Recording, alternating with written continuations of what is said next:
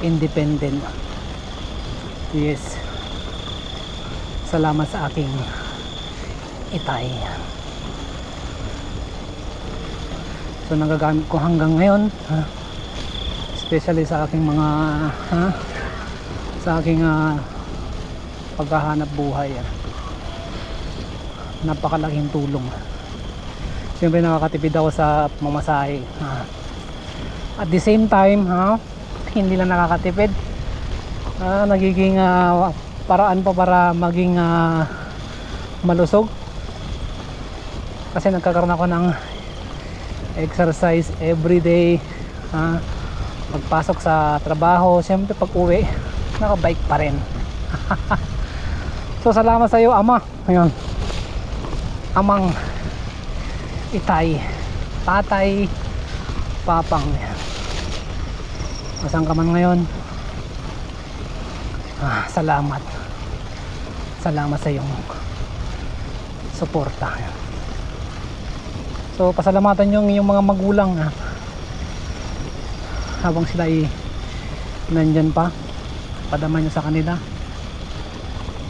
Huwag kayong magkukulang. Kung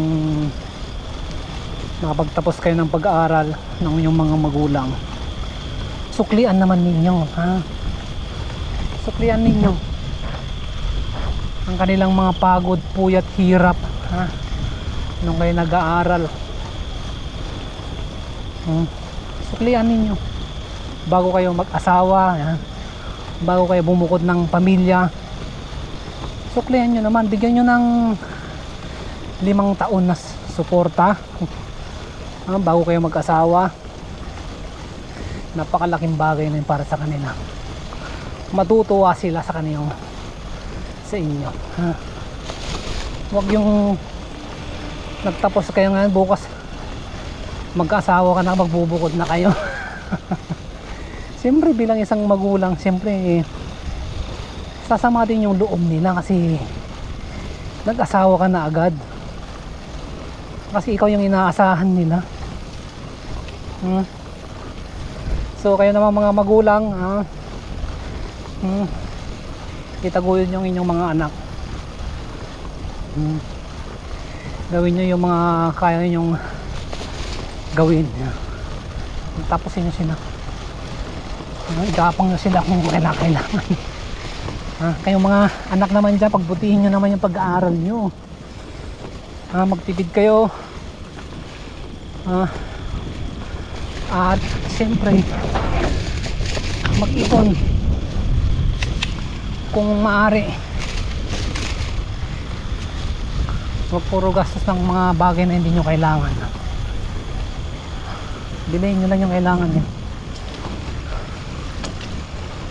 So yun, para sa mga magulang may mga anak, kasi hindi nyo alam kung sino yung sa kanila yung mamumunga, mamumunga ng mabuti, mamumunga ng yung magbibigay, magbabalik ng inyong mga kabutihan, magsusukli sa inyo. Hindi nyo po alam yan. So yun, magtanim lang kayo ng marami. Huwag ninyong pagkakaitan ang bawat isa. Hindi nyo alam yung pinagkakaitan ninyo. Yun yung taong makakatulong sa inyo sa oras ng inyong mga pangangailangan. At yung taong binibigyan nyo lang ng suporta, na yun pala'y pagdating ng araw wala man lang siyang may bibigay. So yun, dapat balanse, balansehin nyo. So yun, nandito na tayo sa Punggol, ayan, Coney Island. Diyan tayo kumain kanina.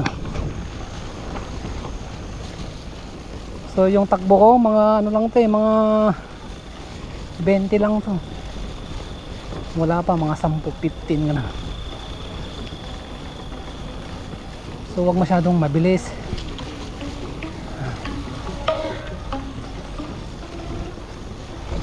Ayos yung music niya, no? Ayos din yung music niya, parang pang-alarma signal, no? Sa mga kasunod mo at mga sumusunod sa iyo.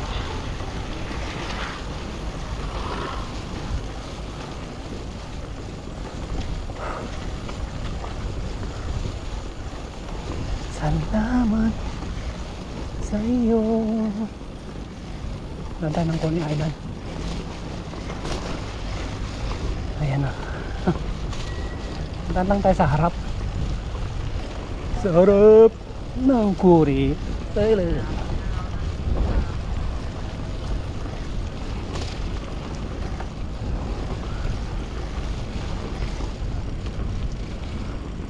So dito po yung Coney Island entrance, west entrance. Ayan. So dun sa kabila, yun po yung east. Siyempre kung may west, merong east. So east tsaka west entrance lang po yan. Wala pong north tsaka south.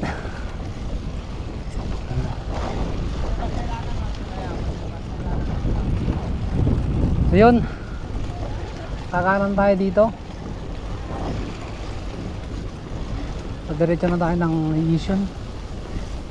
So shout out po sa mga taga Punggol. Napakaganda po ng inyong lugar. Ayan. Ang sarap pong mag-bike dito. Maliwalas, tahimik, at napakapayapa. Napakalinis eh, no?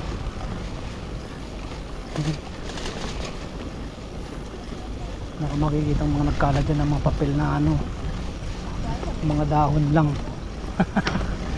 Dahon lang, natural kasi may mga puno dyan. Naglalaglagan mga dahon. So there's no surprise at all.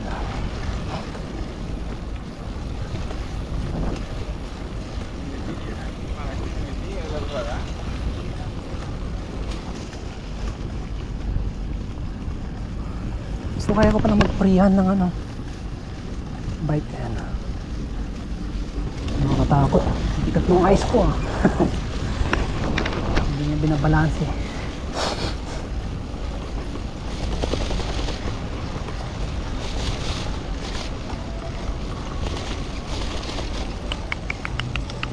Ang manifold.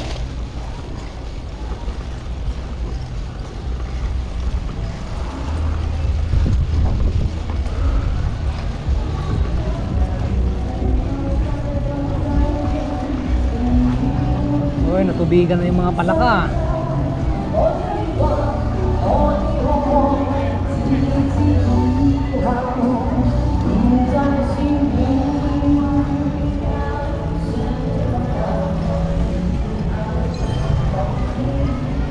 Ayos.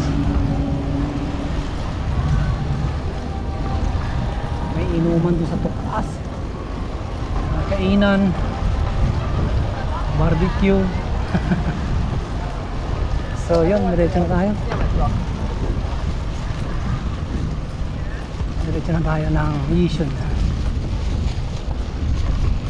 para makapagpahinga na tayo ng maayos.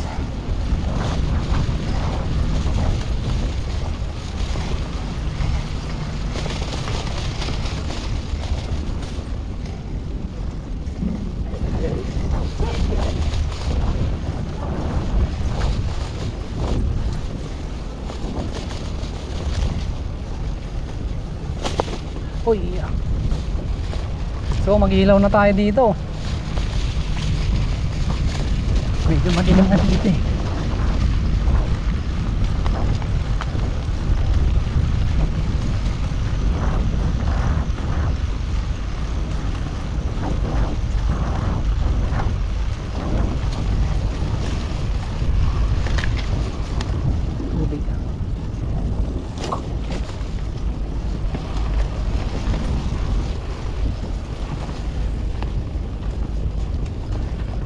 Kung ba yung relieve natin?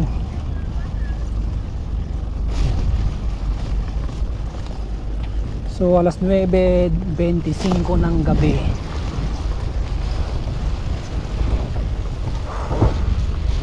So nandito pa tayo sa Punggol. Sakit na ng puwet ko. Nagramon tilatag ko. So shout out ko sa mga kaibigan natin mga Ilocano dyan. Nembang nga Rebeo kakabsat niya. Gagayem Karuba. Gusto niya nakatakayo amin.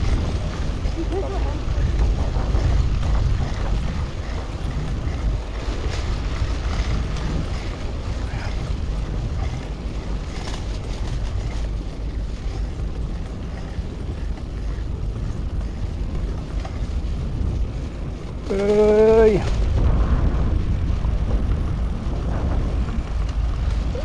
Ah.